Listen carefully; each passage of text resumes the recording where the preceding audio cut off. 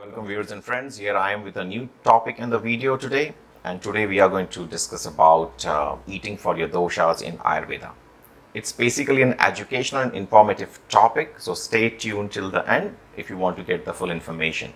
And before I go ahead, for the new viewers and people who have just bumped on my channel, I would request you to subscribe. And going forward, if you like the video, then do like and share, because that would encourage me to create more such informative content for you in the coming days and weeks. So let's get started. So in the ancient science of Ayurveda, food is not just for nourishment, it's a form of medicine. Ayurveda recognizes that each individual is unique, and that works wonder for one individual may not be suitable for another. This is where the concept of doshas comes into play. The three doshas, the Vata, Pitta and Kapha, represent different elemental combinations within the body, and by understanding your dosha, you can tailor your lifestyle, your diet and even the herbal supplements accordingly. Ayurveda food energetics are quite important when it comes to balancing your doshas, and we must have an understanding of Ayurveda food energetics. Well, we teach this in detail in Ayurveda Herbalism and Diet and Nutrition course.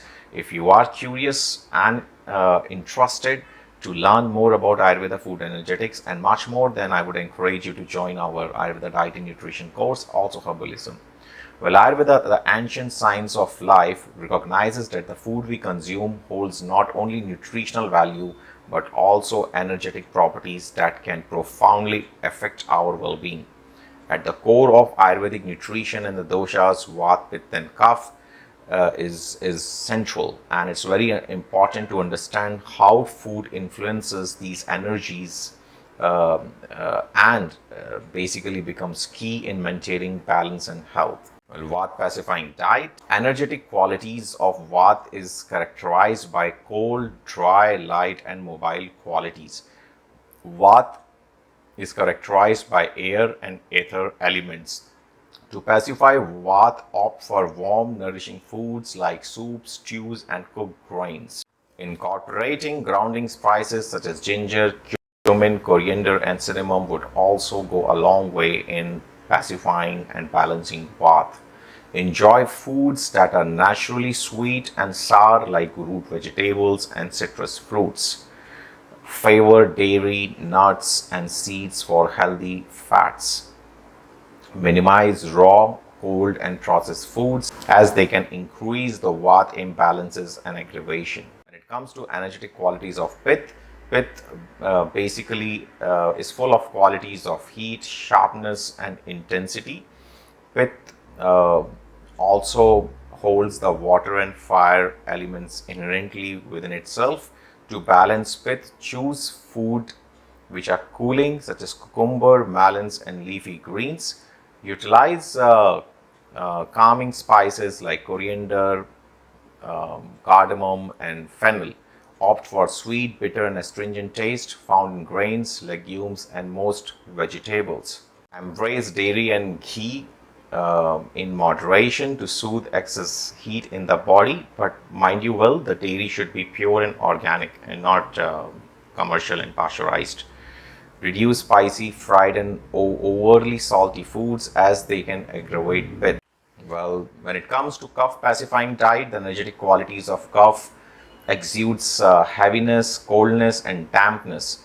Kapha predominantly is composed of earth and water elements. To balance Kapha, I would rather favor the warm, light foods like steamed vegetables and legumes. Spices like black pepper, ginger, turmeric can help stimulate digestion. Include foods with bitter, astringent and pungent taste, such as green lentils and beans. Use moderate amounts of dairy and choose low-fat options. Minimize heavy, fried and extremely sweet foods, which can increase Kapha imbalances and aggravation. In Ayurveda, food truly becomes medicine as you tailor your diet to suit your dosha. By embracing these customized dietary guidelines, you can achieve not only physical balance but also emotional and mental well-being. Remember, the key lies in understanding your unique constitution, which is known as Prakriti, and making choices that harmonize with your Prakriti and the state of doshas, which would ultimately lead you on a path of holistic health and vitality. Food, when aligned with your dosha, becomes a potent source of healing and wellness in the realm of Ayurveda. So, viewers and friends, this was a short video regarding using food as a medicine. It is not an exhaustive one. The idea behind of giving such short videos is actually to introduce this concept so that you may get curious and interested to delve more deeper into these concepts going forward. And you can also learn it in a structured way through our online and residential Ayurveda courses. If once again, I would request you to subscribe our channel and like and share. If you did like the video, that would encourage us to create more such content. I'll see you in the next video. Till then, take very good care of yourself.